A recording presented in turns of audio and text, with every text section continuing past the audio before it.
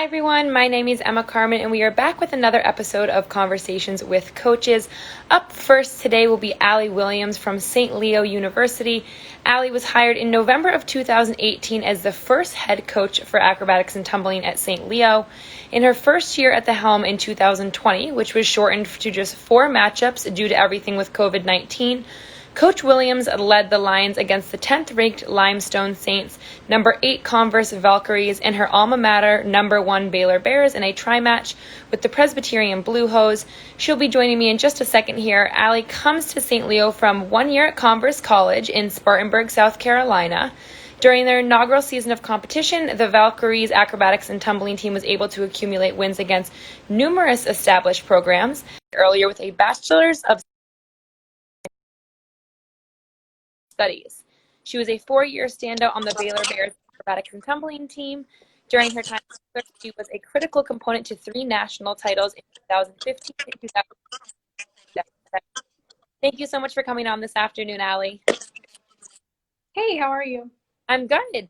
So let's just start off with a quick introduction to your school about where exactly you guys are located and what division you're within.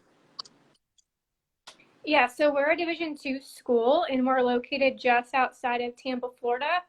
So we're about 30 to 40 minutes from downtown Tampa, about an hour to an hour and a half from St. Petersburg Beach and Clearwater Beach, and then about an hour away from Orlando and the Disney area. So what are some of your academic strengths at your university?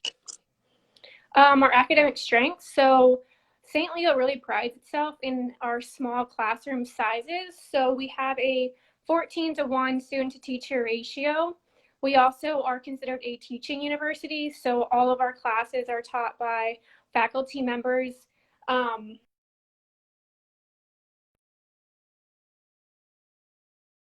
Breaking up and that hands-on learning approach. So for example, our education majors are really popular, as well as psychology and social work, and they actually have what's called a virtual classroom, to where they have virtual interactions and virtual simulations to help them grow within those programs. Another really popular major is our cybersecurity and criminal justice, and we actually have a crime house on our campus, so that's something that's pretty cool. Let's see what else. Our health and our biology is really popular, and we have what's called this huge digital dissection table for our students to learn from. And then all of our majors within our School of Business are really popular as well.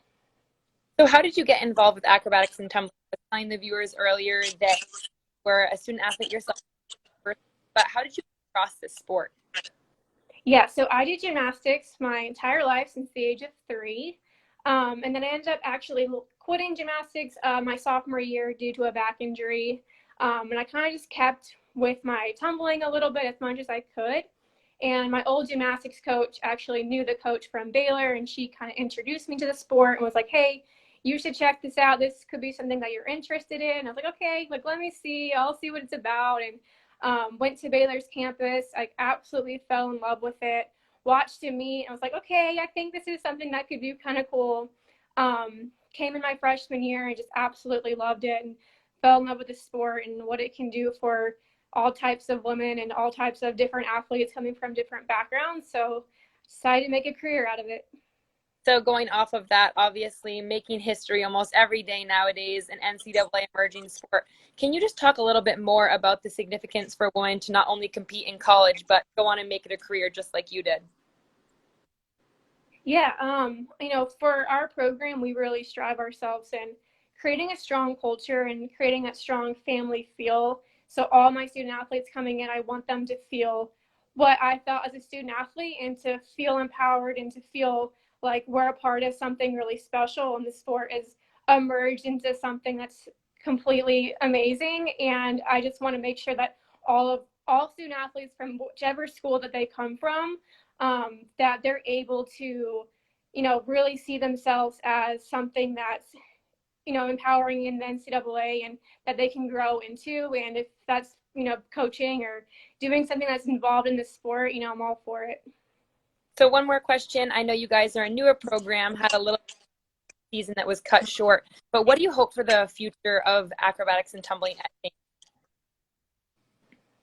Yeah, so it definitely had an unconventional season, and our student athletes really showed that, they can persevere through anything. We really built, I believe, a strong foundation, a strong culture within our short season, just through all of the circumstances and the adversity that they had to face throughout our season. And I think continuing to grow within our acros and our pyramids, they did a really great job this past season of building their start values up and building their difficulty up. And we have a lot of freshmen coming in with a strong tumbling background. So I feel, I'm really excited to see how that impacts our tumbling event as well as our team event, and, just become a really well-rounded team, both athletically and academically. Great culture, have a great foundation. So where we continue to grow. Great. Thank you so much, Allie. And thank you to everyone for tuning in to another episode of Conversations with Coaches.